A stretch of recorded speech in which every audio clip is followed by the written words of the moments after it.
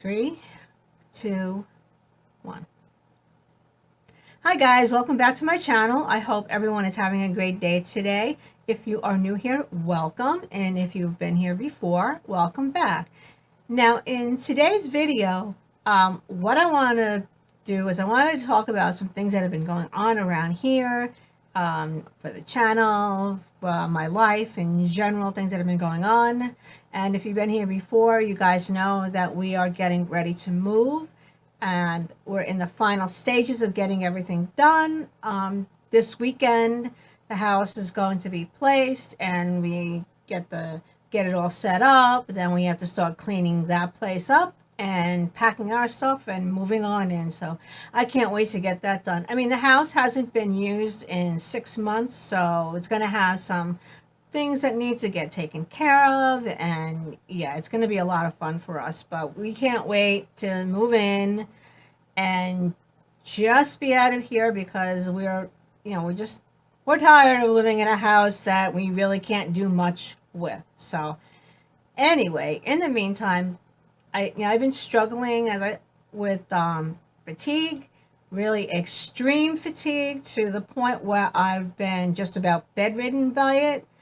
And what would happen was I would start like cleaning things up, packing some stuff away, do a little bit of work, maybe half an hour to an hour, and then I would be just knocked out for the rest of the day, completely knocked out. Like I've never experienced this kind of fatigue in my life, and it's been bothering me now probably close to a good 2 to 3 weeks. So what I did was I saw my new PCP, which was great, and then I made an appointment with my rheumatologist so we could discuss, whether or not these are really fibromyalgia symptoms or if they're from something else. And I asked her, could this be chronic fatigue, or what is it called? I have it on my phone here.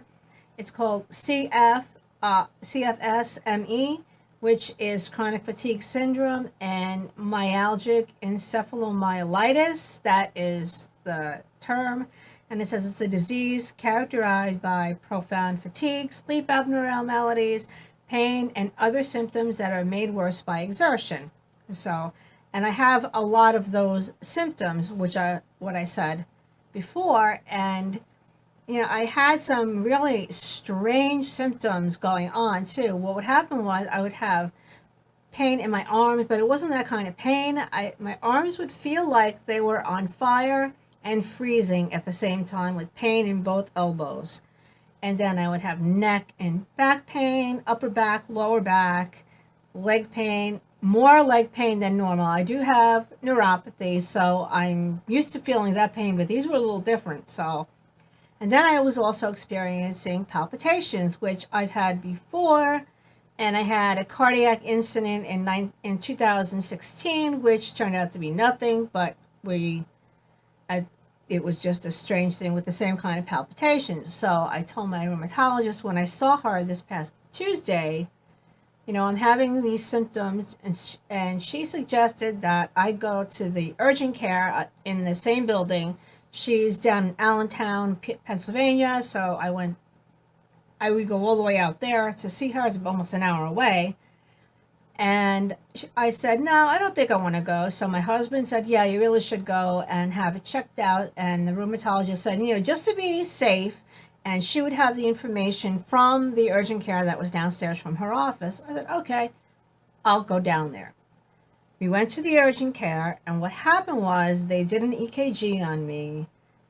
So the nurse was helping me out, and she did the EKG. She said, you can get dressed and, wait for the doctor to come in, and she's going to take a look at it and discuss what's going on with you.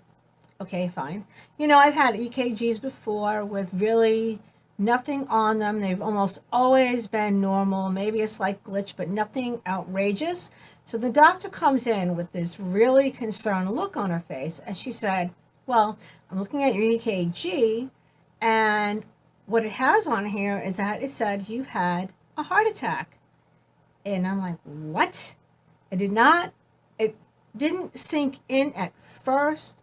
And I was like, a heart attack? And she showed me what how it was, and she showed me on top, and it did say infarction, but I forget the words before it because I don't have the copy of the EKG. And I was thinking, oh, am I going to go the way of my dad? My dad died 10 years ago next month from a massive heart attack. We have heart disease in my family. So she said, you really need to go to the ER. They really need to check this out because there's something going on and it has to be addressed. So we went to the Lehigh Valley Hospital, Cedar Crest.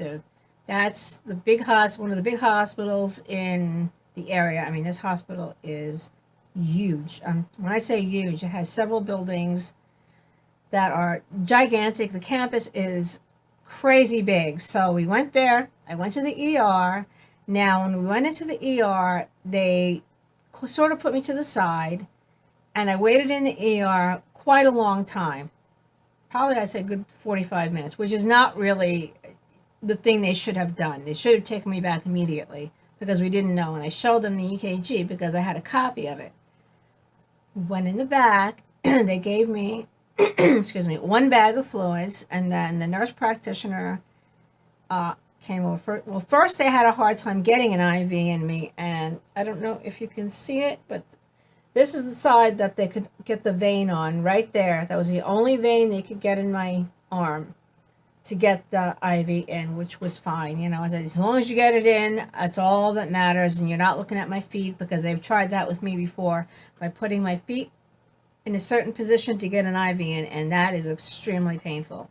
So we got that, we got the blood out, and they got the IV started with one bag of fluids, and they came over and they said, well, we don't know if it was a heart attack, but they noticed that my rhythm was not normal, which would account for the palpitations. But they took another EKG that said the same thing, infarction. So they admitted me for observation, and I had the stress test and an echocardiogram and all these other tests. They said, no, you're normal.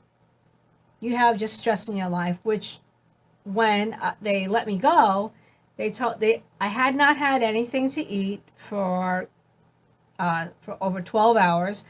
And, you know, they were checking my blood sugar, sort of, and they were like, oh, it's starting to drop. But it was a nightmare. It was from Tuesday night to Wednesday morning. I didn't know what they were going to do. So they just said no. I was treated in a very condescending way from one of the nurse practitioners who came in to see me. He said, no, all you have to do is just, you know, get rid of the stress in your life. Don't let it bother you. And I was just in absolute shock that they would treat someone like that. And this is the second incident like this. It means there is something going on that needs to be addressed. And you know, one was in 2016, September, and you have one now. There's obviously something mechanical, it could be electrical, going on in my heart. You don't know what it is. But the stress test is not going to show that, and the other tests are not going to show that. So they said, just go to your PCP. So my PCP, I didn't see him. I went to the office and I showed them what the hospital gave me, a referral for a Holter monitor from the PCP. He said, he doesn't do that. They should have sent me to the cardiologist immediately, not messed around with it. I did not see any cardiologist when I was in this hospital. So my doctor is through a different network. I should have gone to that hospital because that was the hospital I went to the first time this happened. And they treated me so well. They were very caring. They knew exactly what they were looking for. They didn't push me out the door. And for some reason, it was just, I honestly don't know why they did that. But while I was there, I had a roommate that is a professional hospital dweller. Now, when I say a professional hospital dweller, she came in through the ER. She told me she came through the ER with a case of her stuff and her own pajamas because she knew how she could get herself admitted. And I don't know how she was able to do this, but she had the ability to manipulate her blood pressure. And I was shocked because they had given her meds for a BP, and these are the strongest meds. And in me, I've taken these meds. They make my blood pressure plummet, and it's a very strong drug. My mom has taken this one too. It's one she's on, and it keeps her blood pressure under good control, otherwise she'd be through the roof. And this woman had this med, and she was able to do it. And she was laying in bed asking me questions about, how did you get diagnosed? What's wrong with you? And me speaking to her, thinking, you know, I'm speaking to somebody who's normal. I couldn't figure it out. I didn't figure it out until after a while. And I was like, I stopped volunteering information to her. And you know, it really irks me, you know, when people go out there and they fake illnesses so they can stay in the hospital or get medication or get something or get mutilated by getting these unnecessary surgeries and all these different things that they're doing. And I see it on YouTube all the time. People, you know, they're fake, they have fake illnesses, and it drives me out the wall. While I have real illnesses that I downplay because I don't want to be in a hospital. I don't want to even be there. But when I should be there and I'm being pushed out the door, and people like this are getting carte blanche while I'm being treated like a condescending little stressed out rural woman who's going out of her mind, it just, I don't know. But, you know, I see a lot, and there's been extreme backlash, and it's been happening, honestly, within the past week or so. And I started watching some of these blogs on YouTube where these mostly younger women, I always say most of them are under 30, and it just, I don't know how they get these doctors to sign off on half of the garbage and crap they have done. So if that word offends you guys, I'm sorry, but it really gets on my nerves. And being told that I'm stressed and it's causing my problems.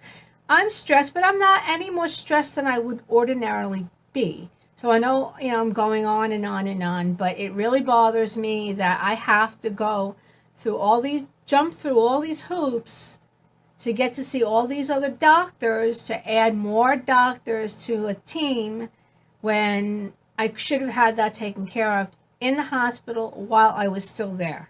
So, guys, watch out for different people on YouTube because it is amazing. I'm just can't see it. And I know I do not follow blogs like that. So if I'm following you or I like your subscribe to you, you know I'm subscribed to you legitimately. I just unsubscribed to a whole bunch of people on YouTube that I used to watch. And I've also unfollowed a whole bunch of people on Instagram because of some of the things that they pull. And, you know, it's like they call it the spoony community. Well, some of them, they just play it up. And when you start noticing inconsistencies in their stories, it just boggles my mind. Yeah, but yes, I'm ranting, guys. But so what I want to say is that, yes, I'm still battling chronic fatigue. It's really, this fatigue is taking its toll on me, but unfortunately, I have to push through it so that way I can get myself packed up and out of here soon. And I will be back making plenty of videos. I'm going to try to do a few more today if I can. And just to let you guys know what's going on with me, there goes my phone notification. So I apologize if I'm ranting. You know, it's overwhelming when all of this stuff hit the fan all within the same week. So let me know what you think of my rant. I know some of you guys are not going to like it, but that's okay. That doesn't bother me at all. I mean, I don't let things like that bother me. That's not stressful at all. Some people get so stressed out. Oh my gosh, somebody unliked my video. So they disliked it. Who cares? You got the view. That's all that counts, right? Okay, guys? So take care. Give me your opinions in the comments. They're always welcome. And I will see you all in the next video. Okay, guys? Bye.